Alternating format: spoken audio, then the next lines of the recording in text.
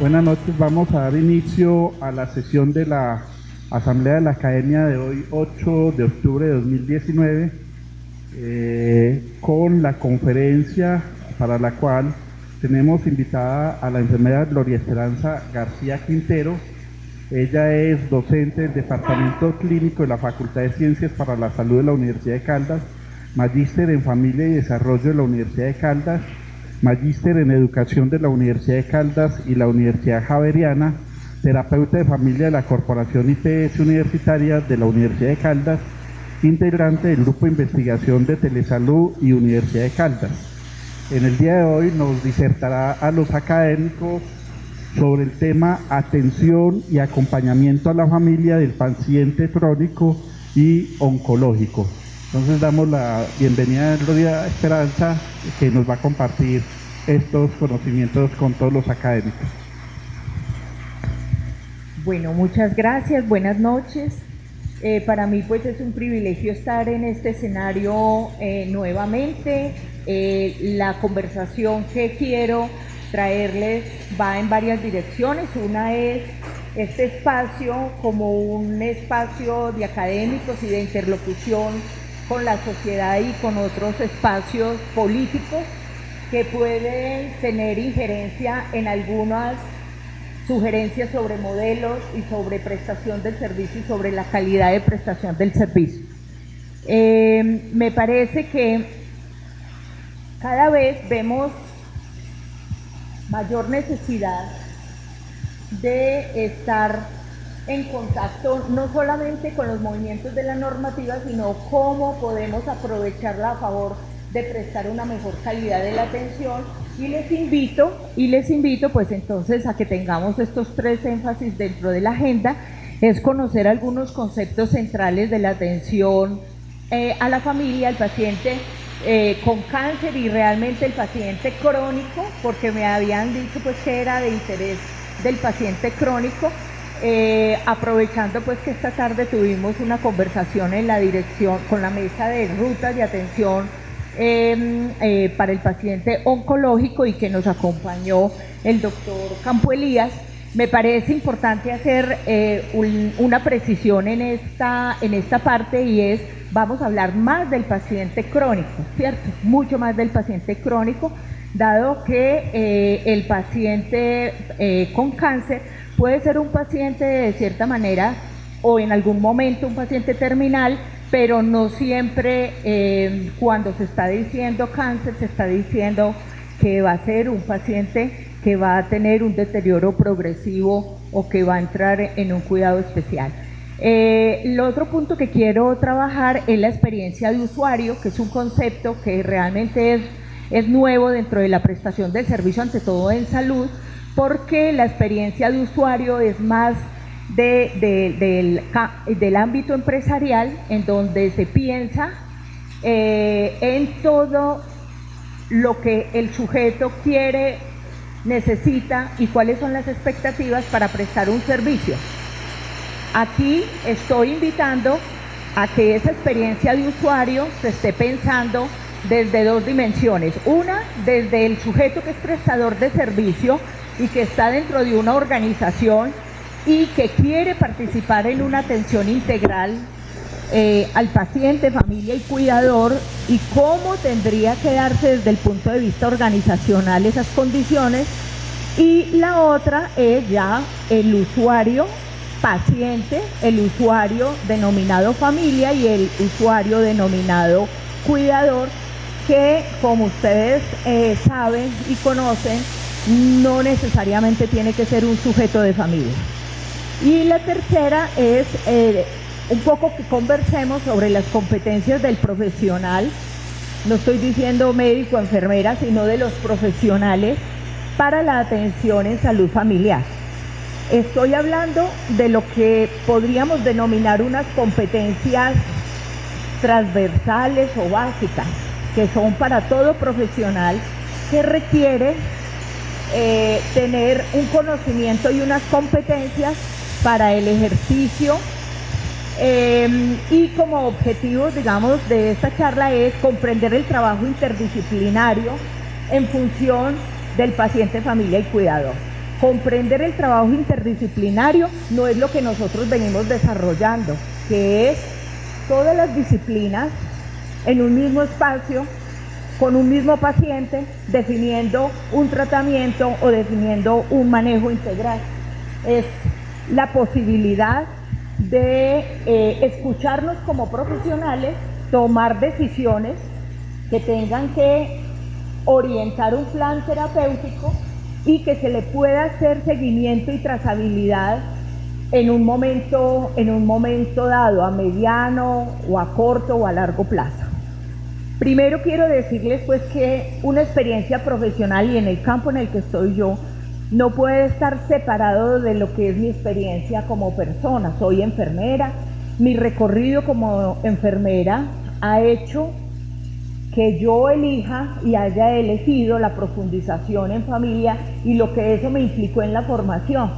que fueron renuncias, comprender, aumentar la conciencia sobre lo que soy como ser humano, de lo que tengo para dar, de lo mucho que tengo que cambiar y que definitivamente no estamos extinguidos en la vida. Entonces, la experiencia vital en este momento de mi vida, ya ha pasado los 50, es vibrar con lo que hacemos. Esta experiencia de familia y con los pacientes ha sido una de las mejores escuelas, y cuando hablamos de familia, pues obviamente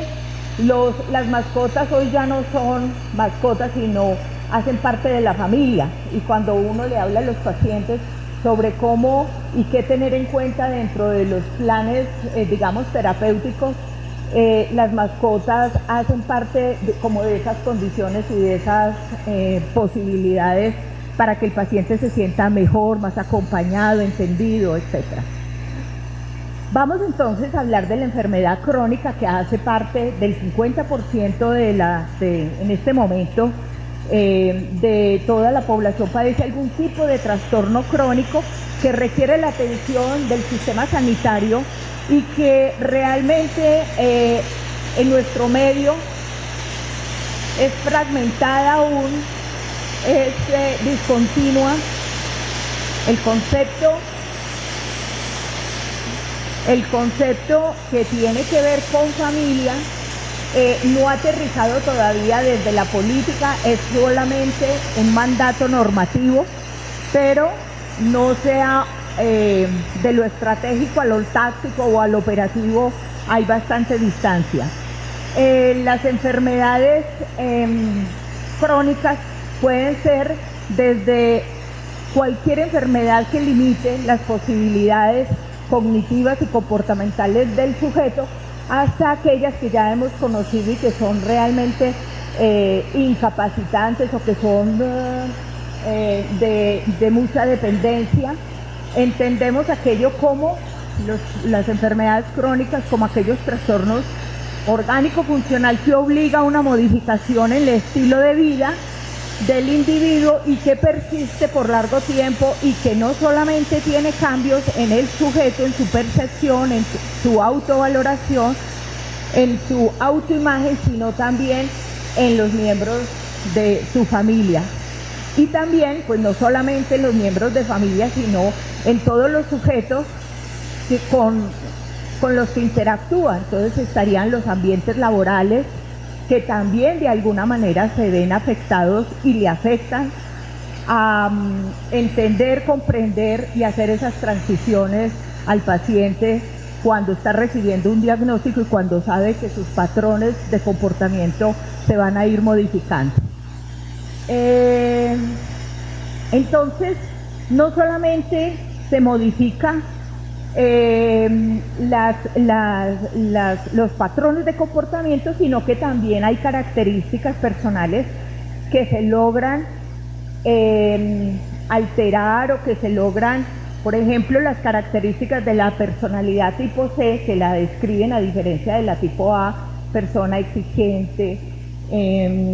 casi que la describen como intolerante, irritable, una persona de una alta exigencia, determinante, digamos, en sus cosas. La persona tipo C,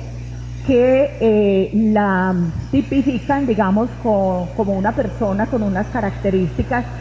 que traga emociones, que traga sentimientos, que no lo expresa con facilidad, que tiene una alta resiliencia, pero con un alto costo frente a las circunstancias que lo rodean. Estas personas, pues hay investigaciones que muestran personas que han desarrollado cáncer con este tipo de características y de personalidad. El proceso, ¿para qué nos puede servir a nosotros, digamos, la información de este tipo cuando estamos pensando en el campo de familia? Y nos puede servir es para cuando estemos desarrollando procesos de promoción y mantenimiento de la salud, cuando el sistema nos está pidiendo que introyectemos mucho más allá de simplemente unas cifras o de unas edades, cuál es el tipo de familia que tenemos como usuario, cuáles son los integrantes de esta familia y cuáles son los estilos de vida, digamos, que tienen. La adaptación a una enfermedad pues está determinado no solamente por la edad, por el género, por el nivel educativo, por la educación, por las creencias y los valores, pero ante todo por las percepciones y las creencias que se tienen acerca de lo que es la enfermedad, la salud y la muerte, y lo que significa esto en un proceso de transición. Los autoesquemas, digamos, de afrontamiento también se ven expuestos porque no todas las personas hacemos un enfrentamiento de la misma manera, y pues esto hace de que sea mucho más fácil o difícil el abordaje no solamente al sujeto individual, sino también a los sujetos de familia, porque el punto de entrada siempre va a ser el paciente. Si el paciente consciente que en esa intervención que se requiere sea importante o ve importante que se hable con su pareja, o que su pareja lo acompañe de mejor manera en ese tratamiento o en el entendimiento de lo que le está pasando frente a determinada enfermedad. Entonces, sí es muy importante conocer un poco más allá de la simple pues morbilidad y del diagnóstico al paciente, sino conocer un poco más sobre sus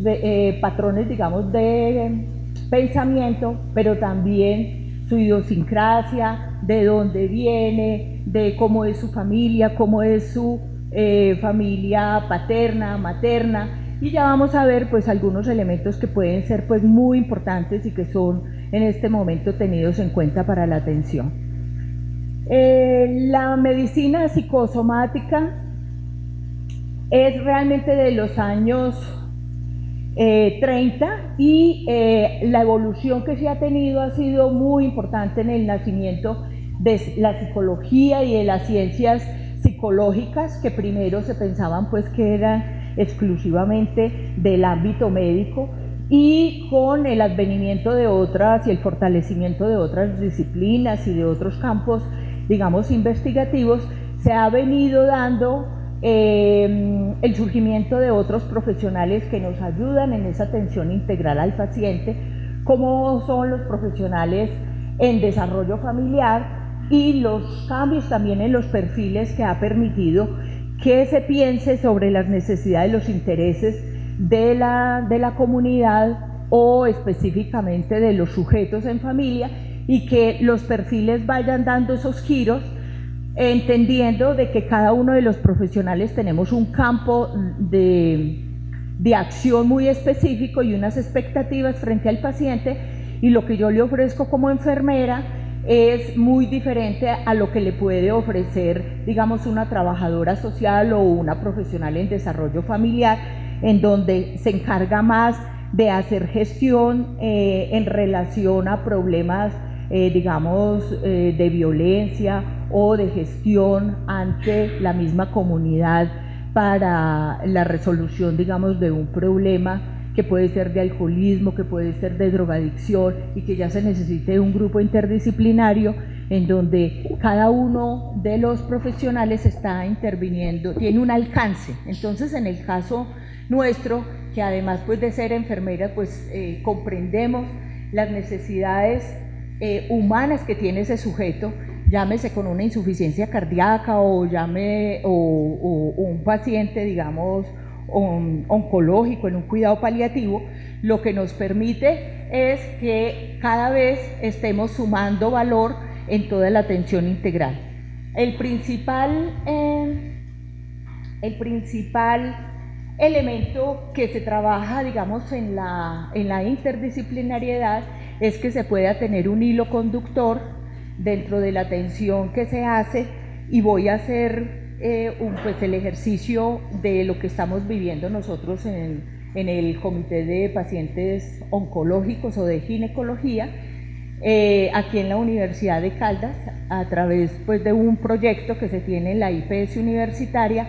y se está intentando es que ese grupo de profesionales que son ginecólogos, mastólogos, enfermeras, patólogos, radiólogos, tengamos una metodología y un espacio común de abordaje para que el paciente se sienta, primero, en una integralidad, segundo, en una secuencialidad de atención, y tercero, pues que pueda dar cuenta también de unos resultados diferenciales y unos resultados pues de un mayor impacto sobre la vida y la calidad de vida de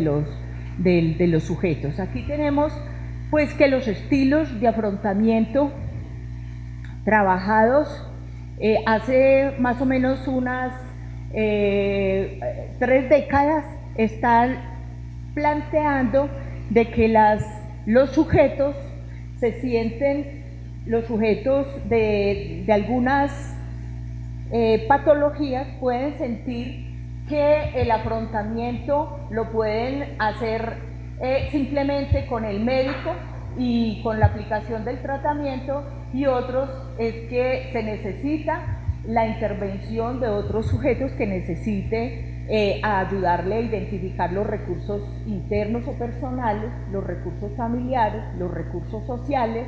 para poder que este sujeto pues tenga la adecuada atención en el momento que se requiere, y que esa atención pueda ser secuencial en los diferentes niveles, ¿sí? El trabajo que se está haciendo ahora a través del modelo de atención MIAS, de atención integral en salud, y el advenimiento pues de las nuevas normas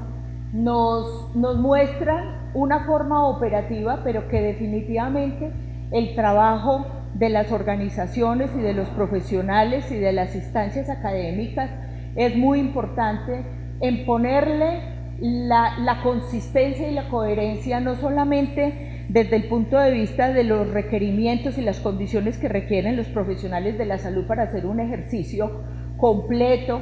de calidad y de satisfacción profesional,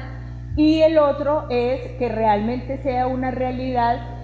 lo que se tiene planteado en la norma, de hacer una atención centrada en el sujeto, centrada en el cuidado, centrada en sus competencias, centrado en su estilo de vida o en su curso de vida. Y aquí les quiero hablar un poco sobre las paradojas en la atención en salud. Y es que ha sido claro los desarrollos que hemos tenido en la tecnología para mejorar no solamente la trazabilidad, sino la información integral del paciente. Ya sabemos mucho más que la edad y el diagnóstico. Cada vez, y yo estuve pues en la conversación en la charla que dio el profesional de la Dirección Territorial de Salud con los observatorios sociales,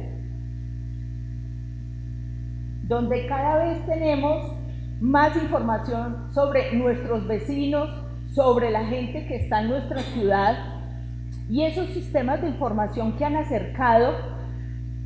y que han promovido la información y el conocimiento y la investigación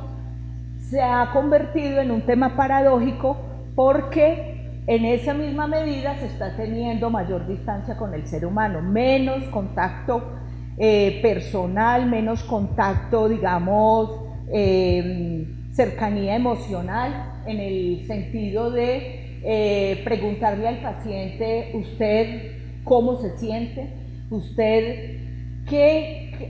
cómo está enfrentando esta situación en su casa, cómo le ha ido con esta transición, cómo le ha ido en el tratamiento, esa cercanía en donde el sujeto no solamente se siente mucho más persona, sino también se siente tenido en cuenta por otro ser humano que está en empatía con él y que está viviendo de alguna manera también su proceso. Entonces esa paradoja la vamos a entender como unos grandes desafíos que tienen que ver con los profesionales de la salud, con el sistema, pero también con la materialización que tienen que hacer los aseguradores y también los prestadores,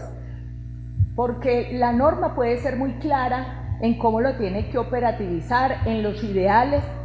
de cómo llevar el tema de familia al paciente crónico o al paciente agudo, o cómo identificar qué familia necesita una atención en especial, ¿cierto? Porque hay un tema o de violencia o hay presencia de una persona enferma o discapacitada o alguna situación que nos esté diciendo que esa familia necesita un cuidado especial.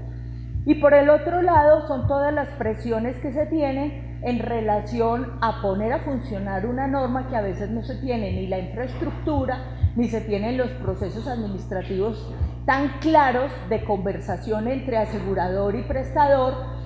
para resolver las dificultades y los tropiezos que tiene un paciente dentro de su diario, digamos, vivir de diagnósticos, procedimientos, tratamientos, laboratorios, etcétera, o interconsultas. Entonces, aquí estamos en un tema en donde los aseguradores,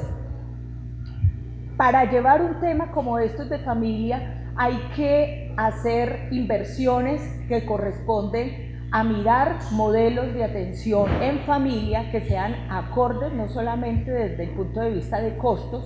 y de resultados, sino también dentro de las particularidades socioculturales que tenemos. No podríamos apropiar un único modelo, por eso las aseguradoras, el conocer más del perfil de su población, lo hace que tenga una posibilidad y una ventaja competitiva frente a las otras aseguradoras, porque puede hacer un trabajo muchísimo más cercano, muchísimo más visible y de resultados pues más importantes en términos de mantener, hacer el trabajo de promoción y de mantenimiento de la salud y de tener a sus afiliados por más tiempo sanos. Asumir un modelo que pueda combinar los indicadores sociales con impactos económicos, ¿cierto? Son indicadores que a veces no son fáciles, pero que sí se pueden trabajar en términos de la satisfacción en la atención del sujeto, de la familia, cuando la familia se vuelven, los integrantes de familia se vuelven unos colaboradores, unos promotores del mantenimiento de la salud, de la recuperación, o sea, cuando casi que en una familia se va haciendo también un aprendizaje acerca de toda la línea que tiene que mantener, digamos, un paciente crónico para que no disminuir las hospitalizaciones, disminuir los reingresos, las complicaciones que pueden surgir de una administración inadecuada de medicamentos o de un procedimiento inadecuado. Entonces son muchísimas y cada uno de los pacientes, yo diría que con sus características viene siendo un desafío. El paciente diabético tiene unas características muy especiales que hace que ese mismo trabajo que se haga con familia se haga de manera desglosada, se haga de manera consciente, se haga de manera minuciosa y no simplemente elevarlo a categorías conceptuales como decir es que usted tiene que comer bien, es que usted tiene que saber cómo conserva su insulina, sino llevarlo a cosas muy operativas de incluso en algunos momentos conocer el ambiente del paciente para ser mucho más asertivo en cómo guarda los medicamentos, cómo los está conservando, cómo se está advirtiendo, digamos, un problema con su medicación o una reacción adversa. Entonces cada vez la familia va a ser mucho más receptiva y mucho más capacitada en lo que requiere si tiene ese acompañamiento cercano por parte del profesional de la salud, que no solamente lo está viendo a él, sino que está viendo a esa persona tan invisibilizada que es el cuidador, que no siempre es miembro de familia y que este es el momento de valorizar y de visibilizar el trabajo de los cuidadores, ¿cierto? Donde estamos observando en la consulta que a veces viene más enfermo el cuidador que el mismo paciente, que necesita mayor atención el cuidador en términos de intervenir una situación, digamos, de enfermedad o de sobrecarga, o sencillamente lo encontramos en unas condiciones emocionales muy difíciles y que necesita un acompañamiento y además hacer una traducción en los miembros de familia para buscar la participación y la solidaridad y aligerar pues las cargas. Lo otro es la comunicación que debe de haber entre los aseguradores y los prestadores, que debe de ser a través de puentes efectivos y de resolutividad, que la dificultad que se presente pueda ser atendida, escuchada y además gestionada efectivamente, porque el prestador se queda muchas veces esperando una respuesta de su asegurador y no lo tiene. Entonces el prestador ve también con gran incertidumbre el hecho de aplicar o de establecer, implementar un modelo que para él puede ser riesgoso, pero que definitivamente los datos que nos dan es que la gestión del riesgo se hace mucho mejor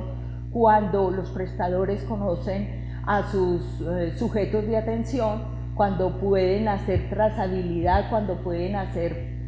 promoción, prevención, a través de una atención interdisciplinaria y facilitar las condiciones para una calidad, ¿cierto? Y es un prestador puede generar un posicionamiento, un valor diferencial, digamos, en el mercado de la salud cuando tiene un consultorio de atención a la familia, cuando tiene un aula abierta para conversatorio con los cuidadores, cuando atiende los cuidadores y los atiende en sus complejidades.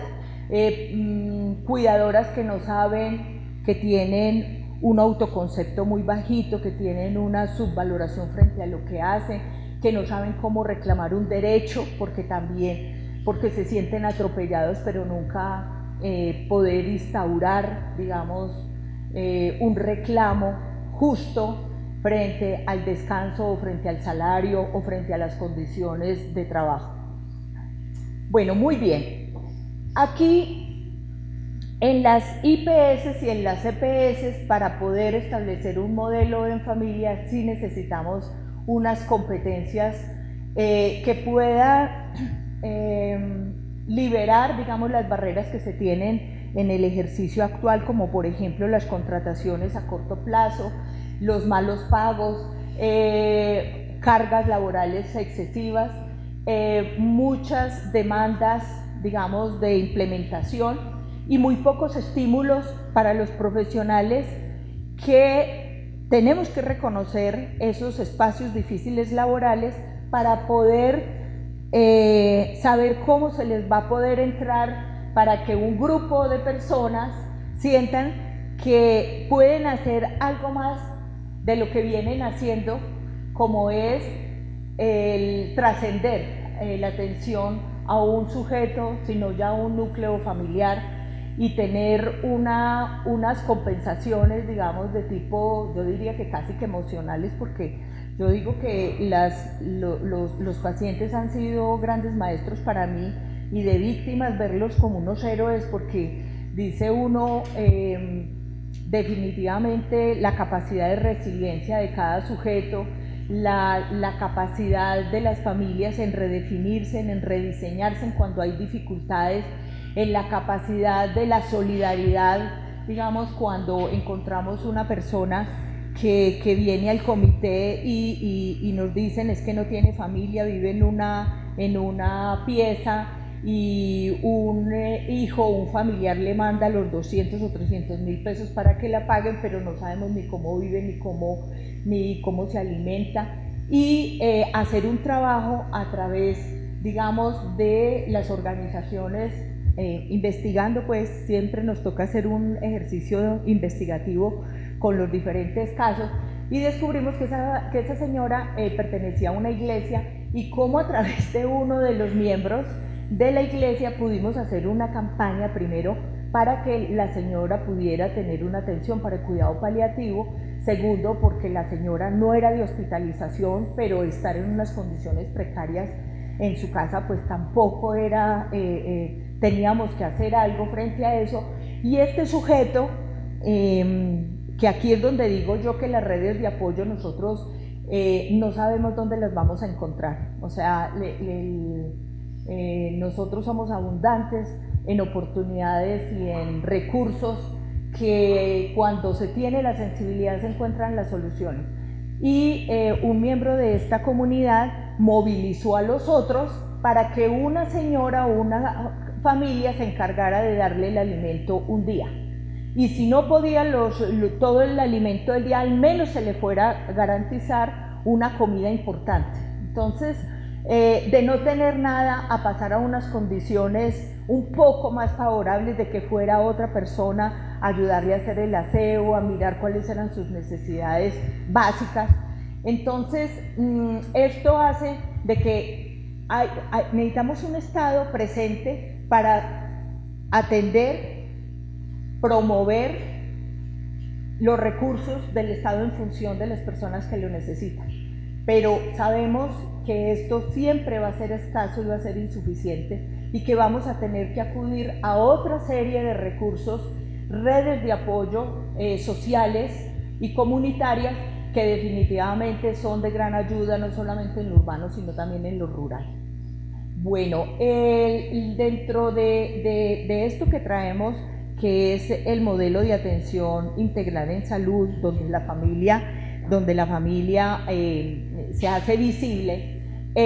no solamente se materializa en una atención directa, sino también en las intervenciones colectivas, en donde la norma nos dice que hay que hacer un trabajo intersectorial complementario de acciones de gestión integral y de servicios sociales para poder que los problemas de salud no solamente los puede atender el sector, sino que tiene que ser a través de una atención intersectorial. Y realmente lo único que quiero plantear aquí es, si tenemos un marco normativo, si se están dando las cosas en este momento, porque tenemos no solamente el modelo, sino Maite, que es ya la delegación en los territorios, donde pone en acciones concretas la materialización de los servicios. Entonces, pues nosotros lo que tendríamos que hacer es ponernos manos a la obra, primero en formar capital humano, segundo en posicionar la necesidad de hacer este trabajo. Con el doctor Ocampo hemos hablado en varias oportunidades sobre la necesidad de formar cuidadores, cualificarlos para poder que sean el apoyo de estos grupos de pacientes que necesitan atención especial, pero no solamente para las familias, sino para el sistema, que sean unos colaboradores calificados para poder que los tratamientos sean mucho más efectivos. Aquí quiero contarles un poco de dónde parte, digamos, el proyecto de consulta en la IPS universitaria de atención a la familia, el paciente, digamos, oncológico en este caso, y para el cuidador,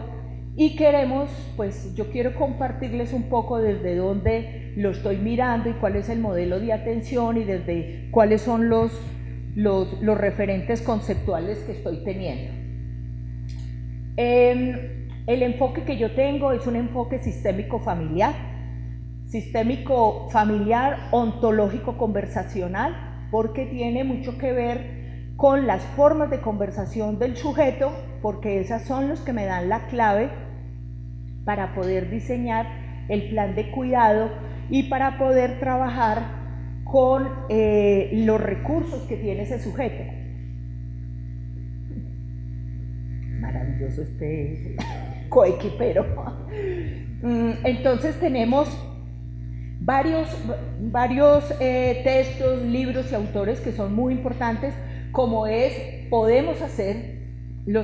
aprovechar los avances y la investigación de la neurociencia en relación a la neuroplasticidad, que se puede trabajar con los pacientes generándole respuestas más acordes a las situaciones que tiene, nuevos retos para hacer un trabajo mucho más participativo y mucho más sinérgico y crear unas nuevas interconexiones neuronales que hacen que el tratamiento se haga mucho más asertivo, mucho más, incluso la disminución de dolor es clara cuando los pacientes aprenden procesos de visualización, por ejemplo, a través de la pintura o a través de la música o sencillamente a través de ciertos ejercicios que son de manera pues muy sencilla, pero que tienen resultados importantes para el paciente para hacer mucho más llevadero, digamos, un dolor crónico o un estado de ansiedad. Y lo otro es, cuando hablamos de las emociones y el trabajo con las emociones, es cómo me siento, cómo estoy viviendo yo este proceso de enfermedad. Nos ayuda mucho una terapeuta de amplia trayectoria que se llama Laura Goodman, es una mujer que se formó en Francia, pero su escuela la tiene en Argentina y ha trabajado más o menos unos 30 años sobre dos conceptos que son muy valiosos para el trabajo, y es la fusión emocional y el desarrollo del maternaje, para entender y comprender que los patrones que tenemos de conducta tienen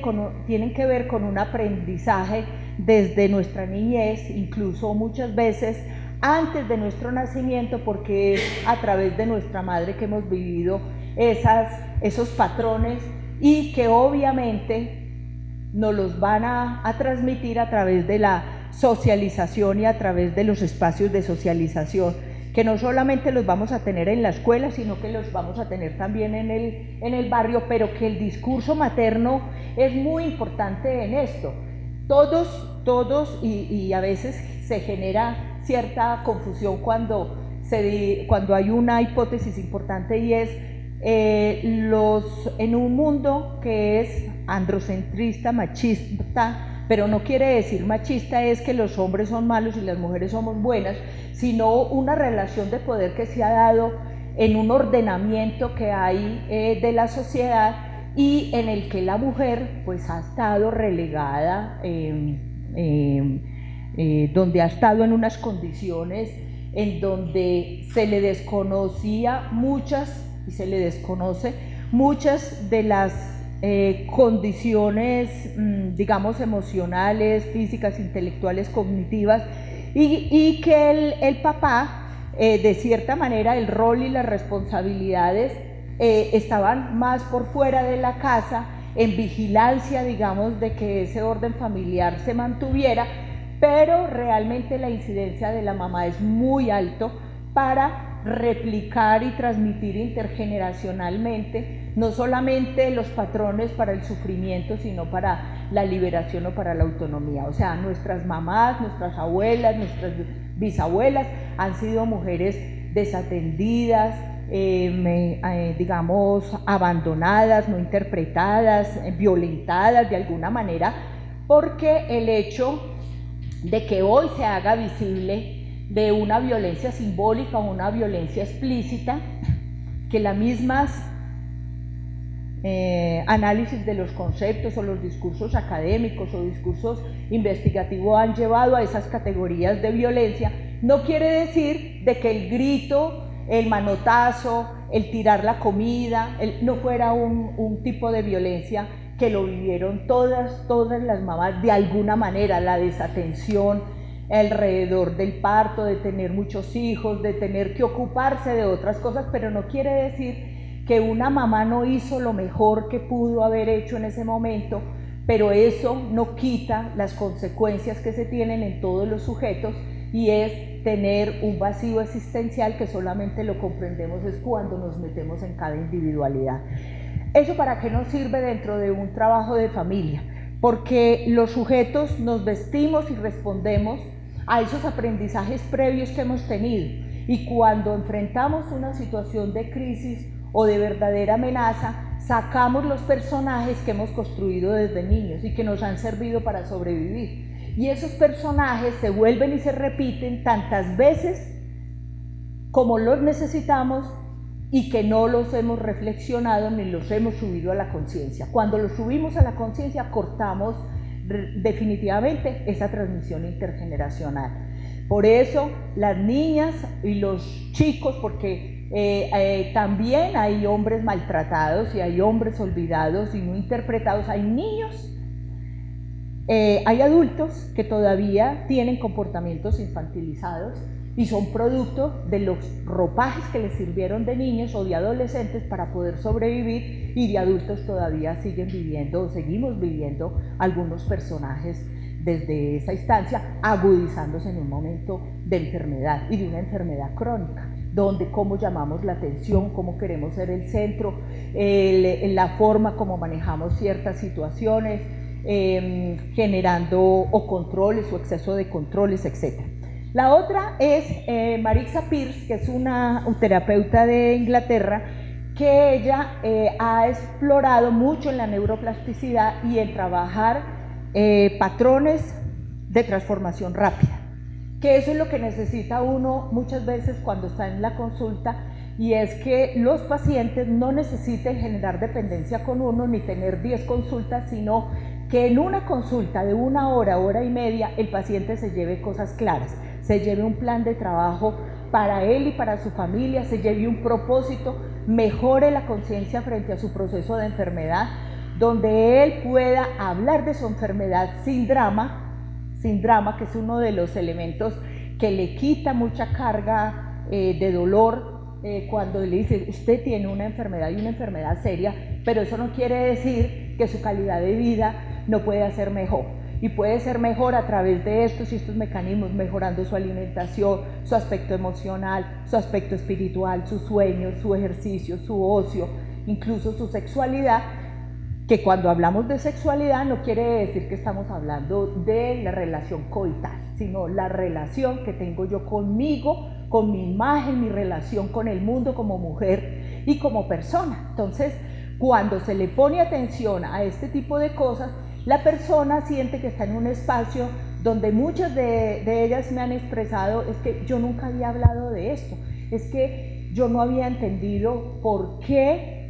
mi vida siempre la había entendido de esta manera o la he vivido de esta otra forma.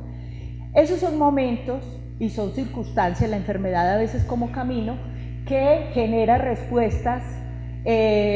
digamos, propositivas de reinvención. Cuando la persona dice definitivamente yo con esto ya me doy cuenta de que no tengo por qué estar o aguantándome a un mal hijo o aguantándome a un mal esposo, o definitivamente yo soy la causa de los problemas y soy yo la que tengo que cambiar y no esperar a que mi esposo cambie. Lo otro es que se hace a través de micropautas, se llaman microcódigos lingüísticos usados para la terapia, que es un entrenamiento especial para que el sujeto cuando hable está expresando lo que es su experiencia de vida y lo que es su vida. Todos hablamos y somos lo que hablamos. Reflejamos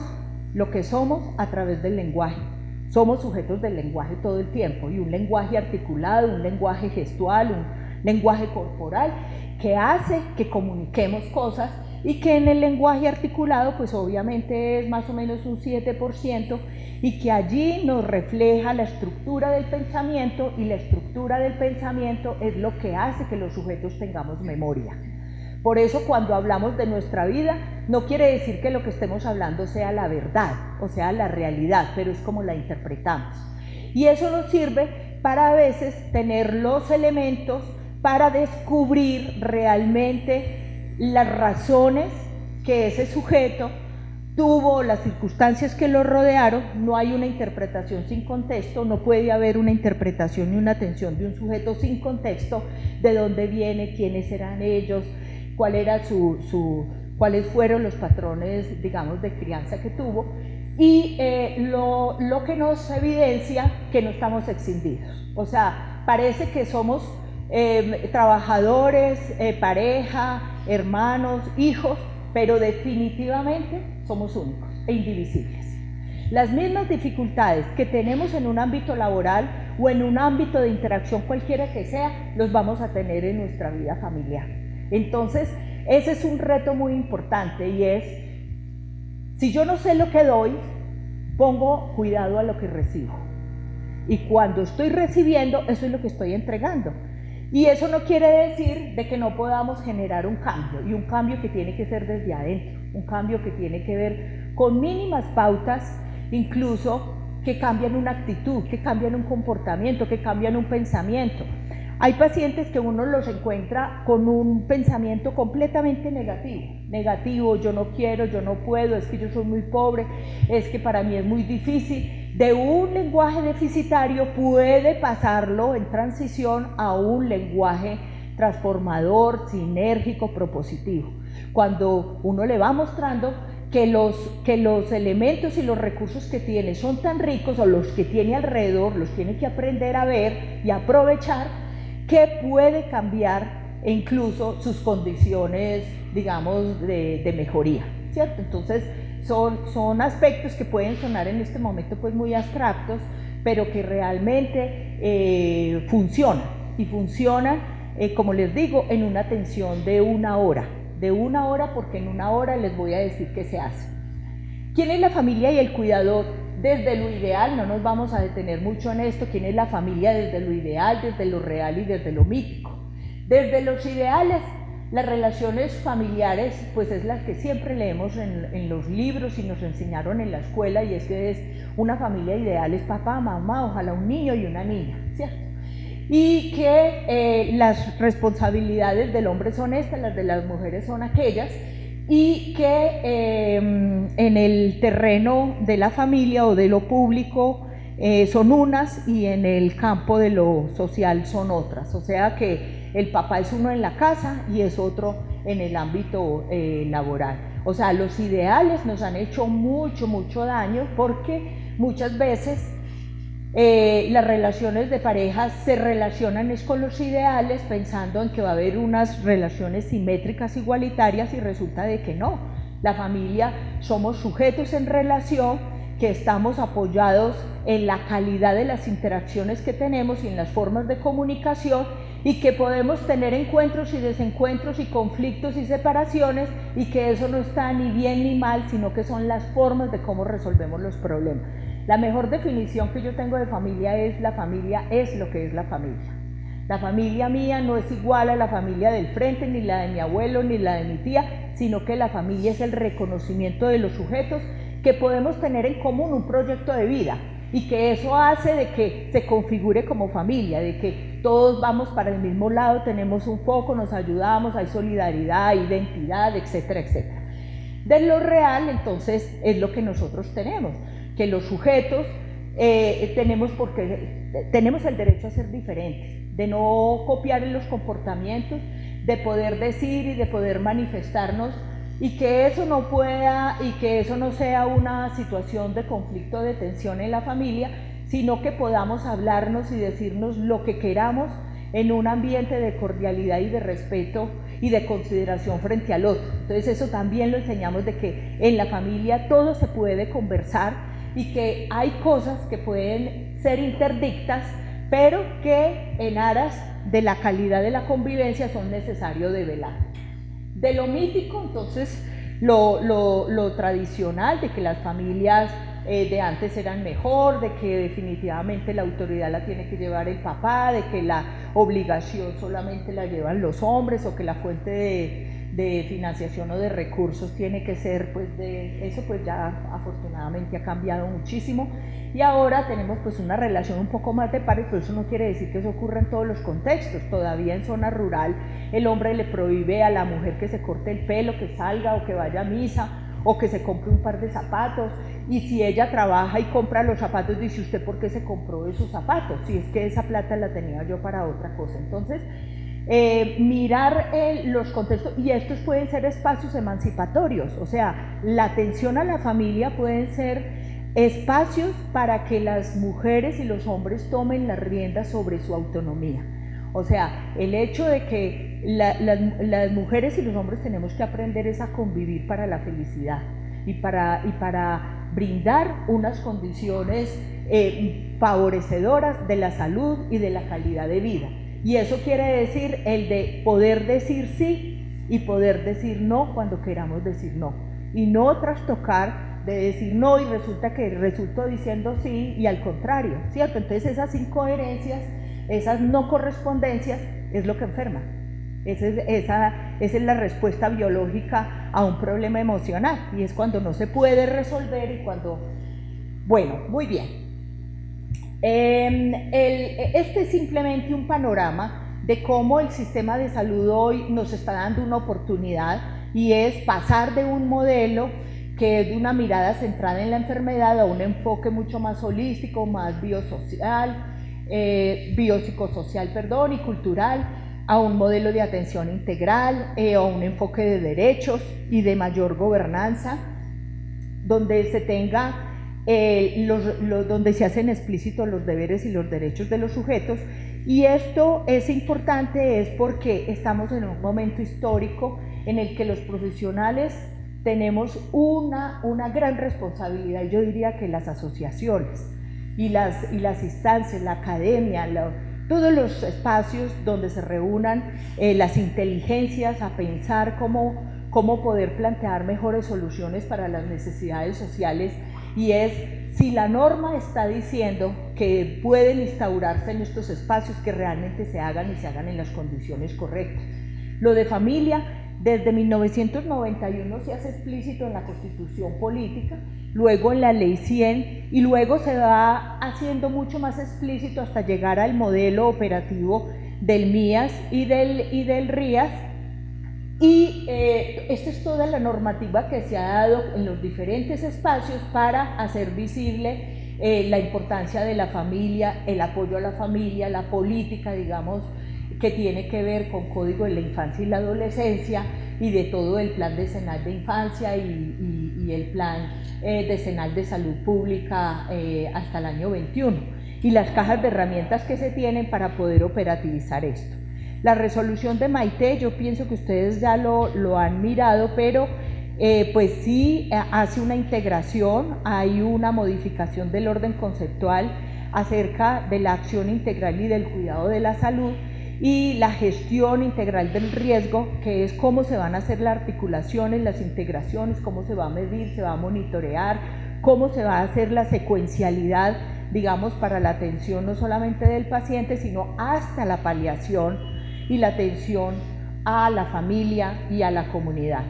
Este es simplemente el modelo conceptual que se tiene de lineamientos de familia y comunidad, pues no se ve, ni con los ojos de la fe se ven ahí, pero... Y lo otro pues son los determinantes que siempre fuimos formados, donde no hay un ámbito en donde no tenga un rol y un papel la familia para generar los estilos de vida saludables. Entonces voy a pasar rápido por elementos que son importantes del modelo, como es el curso de vida, el ciclo vital, el que tiene que ver con el enfoque poblacional, en donde identifica de que cada zona tiene una identidad y una diversidad, que hay que identificar las condiciones y las situaciones particulares de los sujetos para poder hacer esa prestación de servicio, y el concepto de ciclo vital como la relación de los resultados en salud a través del tiempo, donde la etapa previa es muy importante. Entonces aquí genera, no solamente el modelo nos ofrece unos conceptos diferentes, no es cambiar la norma, sino que hay unos conceptos que los tenemos que apropiar para poder trabajar desde allí, y es el enfoque de curso de vida, que tiene que ver con la los actos longitudinales sobre la vida y sus etapas y todas las consecuencias que se tienen en términos de comportamientos en etapas previas. Y el otro es que cómo se hace seguimiento y evaluación permanente o al menos pues periódica o al menos episódica de los resultados en salud. Hay un concepto que es muy importante que es el de capacidades, y el de capacidades es cómo el sujeto y la familia son sujetos de derecho, pero también les dan la responsabilidad de lo que implican las libertades humanas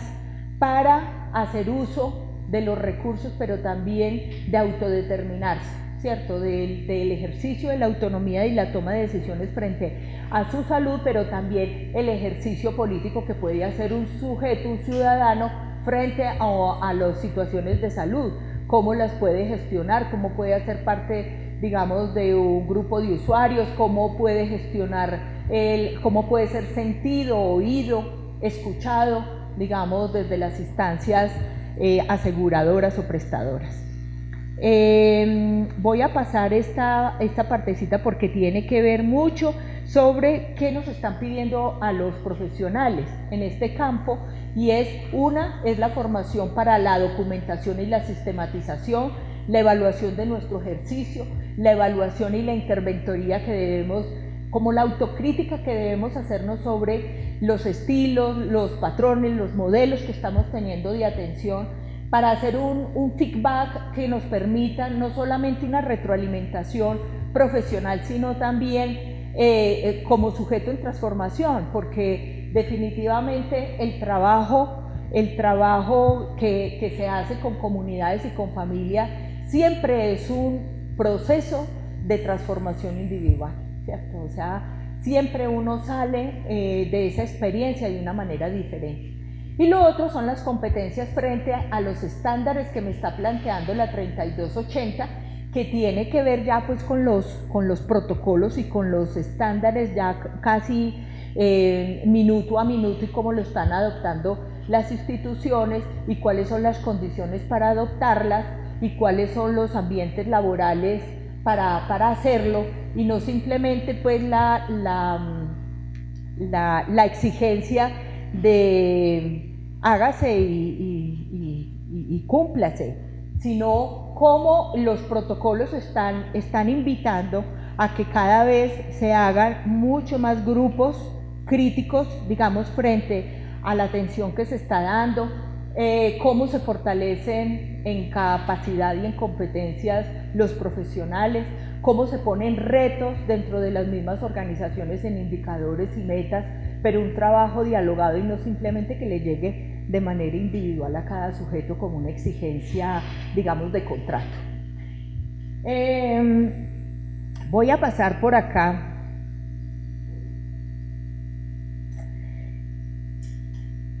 Nos dice el estándar, digamos, el protocolo 3280, la resolución 3280 nos dice que la atención a la familia debe de ser vista como una unidad de atención cuando hay un sujeto que es diagnosticado. Del dicho al hecho hay mucho trecho, ¿cierto? Porque uno dice, bueno, eso suena muy bien, pero ¿cómo se operativiza y bajo qué condiciones? No puede ser complejo. No puede ser complejo, simplemente es generar la voluntad política institucional para generar a través de unos recursos básicos un valor agregado a la atención que va a dar posicionamiento a la empresa, que se va a diferenciar de todas las demás seguramente, y que también va a poner un estilo de atención que va a ser importante en términos, digamos, del reconocimiento social que se pueda tener. Entonces, ¿qué es de las competencias que necesitamos desarrollar? Yo les voy a mostrar, voy a pasar esta partecita porque yo creo que en cuántos minutos estoy, perdón. Bueno, voy a hablar un poco sobre estas competencias que tienen que ver con todos los profesionales, Obviamente, si hay una persona encargada de la familia, pues va a tener que ser mucho más precisa, va a tener que ejecutar instrumentos, va a tener que dejar una sistematización, una interpretación de esas herramientas como el familiograma y el APGAR como básico, pero tenemos también el ecomapa que también nos puede ayudar de alguna manera para el reconocimiento de los recursos sociales que tiene el sujeto. Uno es el conectar empáticamente, ¿cierto? Que a veces lo confundimos con la simpatía, y la empatía es diferente, saber leer la actitud del otro, saber escuchar en una escucha, como dirían los coaching, y es con todo el ser, y con todo el ser es con toda la atención. Nos han criticado mucho la instrumentalización que hacemos con los pacientes, si es tener el computador al frente o tener un instrumento que hay que llenar. Generalmente lo que se recomienda es no tener nada en el espacio en el que se está trabajando con la familia, sino que el sujeto entienda y el mensaje sea que ellos son los sujetos de atención, son el centro de toda la atención. Entonces luego se hace una reconstrucción. Obviamente pues es un ejercicio, digamos, interesante pero un poco complejo, y es que luego se hace una reconstrucción. Lo único que se hace en el consultorio, yo lo que hago es que dibujo el familiograma en un tablero, y cuando los sujetos ausentes se hacen presentes, la relación terapéutica es diferente. O sea, cuando dibujamos al papá, la mamá, los hijos, las relaciones, los conflictos que hay, las diferentes situaciones, digamos, el familiograma tiene que ver con la estructura, la composición, la funcionalidad que tiene la familia, los roles, las responsabilidades, y cuando ellos se ven dibujados allá, ya dejan de mirarme a mí y empiezan a hablarle al familiograma. Dice, sí, es que yo no había entendido, pero es que esta persona es muy difícil, pero es que yo hago esto, es que yo me responsabilizo de todo, es que yo soy la que soy todo en la casa, por ejemplo, expresiones de mujeres cuando consultan,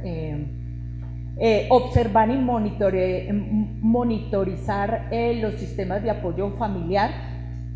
y es cómo van, cómo lo están asumiendo. La comunicación asertiva con conexión emocional, pues es una cosa realmente que no tiene por qué ser compleja, pero sí hay que hacer un ejercicio de yo identificar mis propios sesgos, de yo identificar mis propias formas del lenguaje. Cuando yo tengo un lenguaje cotidiano, que es el que nos han enseñado nuestros papás, de todo el tiempo decir no, de hablar en negativo, de no utilizar palabras que no son sinérgicas, ni que son amorosas, ni que son... Aquí nos reinventamos de cómo conversamos. A veces un papá dice, pero yo no sé cómo hablarle a ese muchacho. Hay pautas que ayudan, y son pautas terapéuticas que se les ayuda a reinventar nuevas frases que ayuden a tener mayor conexión, mayor comprensión. Bueno, se evalúa la estrategia de afrontamiento familiar en términos de su funcionalidad. Está lo que le puede servir a una familia, puede que a otra no. Entonces esas particularidades y esa singularidad es la que se tiene que reconocer, promover la seguridad, la autonomía, las interacciones, el bienestar de cada uno de los miembros de familia. Ese es un elemento que debe de estar presente. Cuando que hay un muchacho rebelde, que hay un problema de alcoholismo, que hay un problema de violencia intrafamiliar, entonces ese tipo de situaciones que no tienen nada que ver como con la situación de cáncer específica, pero que sí son elementos que agregan, digamos, dificultad en un momento de recuperación, o pueden limitar un momento, digamos, de recuperación. Entonces sí se necesita hablar, y hablar con claridad, hablar no con juicios, ni prejuicios, ni estigma, que es un elemento también importante, y que eso se aprende, ¿cierto? Porque somos sujetos de señalamientos, de críticas, de juicios, y quitar eso o minimizarlo o controlarlo dentro del ámbito familiar es importante. Apoya y acompañar las reacciones emocionales que se promueven a través de la adaptación o de los ajustes familiares que se tienen que dar. Entonces, pues explicar que hay comportamientos que son normales, que hay situaciones que es como un carrusel, ¿cierto? Que a veces se tienen momentos de armonía, otros momentos de unos picos muy tremendos, pero que es parte de la dinámica familiar y que la enfermedad se va volviendo un dinamizador también. Entonces, comprender eso, ponerle la justa medida, sin el drama, quitándole todo lo que se pueda de drama, porque eso no ofrece valor. Entender las respuestas adaptativas que se tienen frente a la enfermedad. Generalmente pues tenemos estos tres momentos, que es el momento de shock, de incertidumbre, de confusión, de pánico, de dolor, de muchos conflictos familiares. O sea, hoy se diagnosticó un cáncer o tiene un paciente una enfermedad compleja, y eso le levanta la cobija para que salgan otra serie de cosas en la familia, que es el momento de hablarlas, de decirlas y de escucharlas, ¿cierto? El periodo de tristeza y desequilibrio emocional, cómo se tiene que vivir, cómo las lágrimas son necesarias, cómo decirse las cosas son necesarias, y hacer gestión de las emociones es un elemento que se ayuda en medio de la solidaridad, de la compasión y de la misericordia. Son tres expresiones que yo utilizo muy frecuentemente, porque yo amo al otro desde la precariedad que tiene el otro, y es ser bonito, ser rico y es muy fácil para que a uno lo quieran en la vida, pero cuando lo aman desde la precariedad, lo aman desde la comprensión, que yo soy un ser humano, que tengo también muchos defectos, pero que en ese balance puedo y estoy en un camino de entender, de querer ser mejor persona, y eso es lo que hay que trabajar con la familia, y es cómo podemos hacer un equipo de trabajo, cómo podemos sufrir menos, cómo podemos vivir mejor, cómo podemos estar en una mejor calidad de vida cuando estamos hablándonos con respeto y con sinceridad, cuando le damos tránsito a la tristeza y a las emociones, cuando le ponemos palabras a las emociones, que es otro elemento que se da, y es que las personas muchas veces no saben qué les pasa, simplemente se sienten no felices, insatisfechos, y cuando se le ponen las palabras a las emociones, se está encontrando también un camino para que esa persona empiece a encontrar sus propias soluciones. Nadie le da soluciones a otro, simplemente hacemos un trabajo de apoyo, de claridad, de camino, de darle pautas, de darles herramientas. Y el tercero es la restauración del equilibrio familiar, que es cuando ya sabemos que la familia está participando, está menos aprensiva, está más dialogante, están más participativas del tratamiento y de la recuperación, y cuando los sujetos de familia pueden fluir siendo ellos, ¿cierto? Donde no necesitan que otro diga cómo tienen que ser, sino que cada uno se tolere al otro sencillamente como puede ser. Hay padres que dicen, es que yo tengo este hijo que sí me quiere y que este otro que no me quiere, y entender y hacerle entender que no es que no la quiera, sino que tiene un comportamiento diferente, donde él todavía no lo ha descubierto. Entonces, mitigar algunos juicios que se hacen en familia y que son muy duros y que son muy castigadores, permite que ese sujeto esté en unas mejores condiciones para asumir un tratamiento y para asumir una recuperación. Y lo otro es poder hacer una integralidad. Qué maravilla uno poder decir que lo mandamos donde la nutricionista y la nutricionista me cuente cómo le fue, y si lo mandamos donde el sexólogo porque el asunto era de allá, él vuelve y me cuente cómo le fue, y hacer una secuencialidad para poder conocer no solamente los resultados, sino también hacer una coherencia terapéutica y una lógica, digamos, de pensamiento dentro del grupo interdisciplinario. Hacer trabajo en equipo no es juntar profesionales y cada uno opinar desde su ángulo, sino también compartir las respuestas que están teniendo, los enfoques que se están aplicando, y hacer el feedback. Bueno, muy bien. Ya por aquí me llamaron la atención, entonces voy a acelerar este punto, y es muy importante cuáles son las características de las familias que han hecho una adaptación a la enfermedad. son aquellas que son capaces de comunicarse entre los diferentes diadas, ¿cierto? Los hijos, los papás, la pareja, el apoyo emocional y estructural de la familia, entre hablar las dificultades sin ocultamientos y sin misterios con sus amigos, con sus familiares, la presencia de buenas estrategias de resolución de problemas,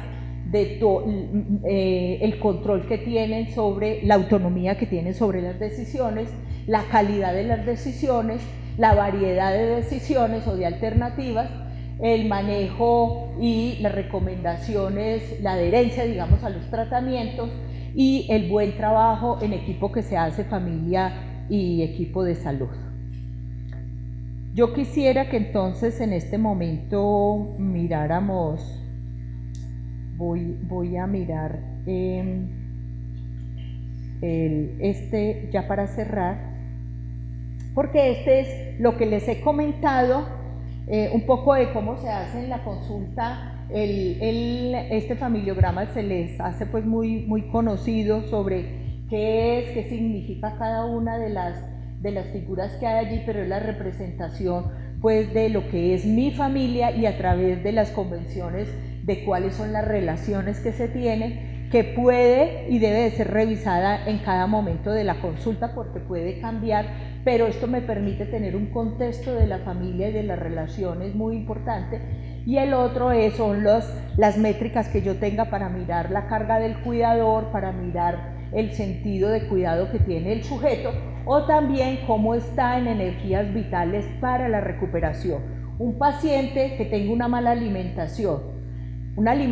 unas conversaciones tóxicas, que no se alimente, digamos, adecuadamente y que tenga un mal sueño, no tiene elementos ni fuentes de energía vital para una buena recuperación. O sea, lo primero que hacemos es lo básico que tiene que mejorar un paciente, y todos los elementos que ustedes ven allí son fuentes de energía vital: el sueño, el ocio, la recreación, el ejercicio. Y cuando decimos pues un buen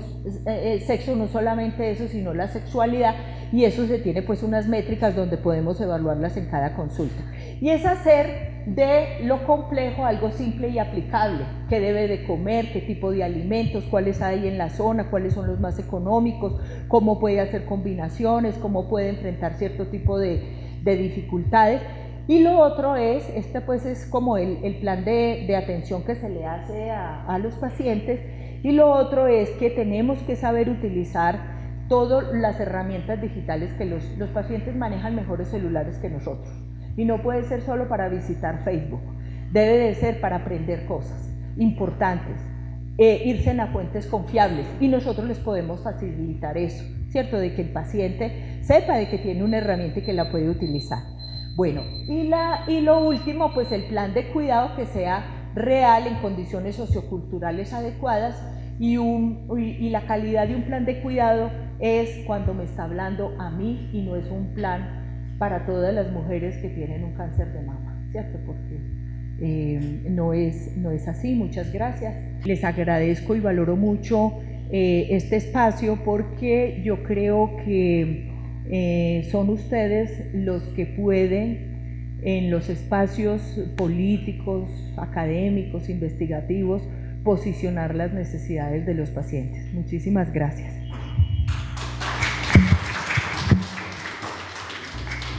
La presentación que nos hace Gloria Esperanza, una persona con un gran conocimiento sobre este tema, que le ha dedicado particularmente mucha parte de su vida a construirla, y el papel que está cumpliendo en este momento la universidad en tratar de desarrollar estos aspectos. Yo creo que has hablado y presentado una gran cantidad de cosas en las cuales hay que detenerse muy importantemente para profundizarlos, ¿no? Y creo que las cosas tienen que cambiar en el sentido de la atención del paciente, no solo del paciente de cáncer que ustedes están manejando, sino de los pacientes ancianos, que en este momento ya sabemos que están sobrepasando el 16% de nuestra comunidad en el departamento de Caldas e increciendo. Yo creo que es una presentación muy interesante para detallarla posteriormente. Me alegra mucho que nos haya quedado grabada para poderla digerir porque tú has hecho cosas que son muy importantes y que debemos tener en cuenta hacia el futuro. Muchísimas gracias a Gloria Esperanza por haber compartido estas inquietudes sobre el manejo de pacientes crónicos, que es un tema olvidado y que se necesita ser priorizado dentro de los esquemas de manejo de nuestros pacientes en nuestra área. Muchísimas gracias.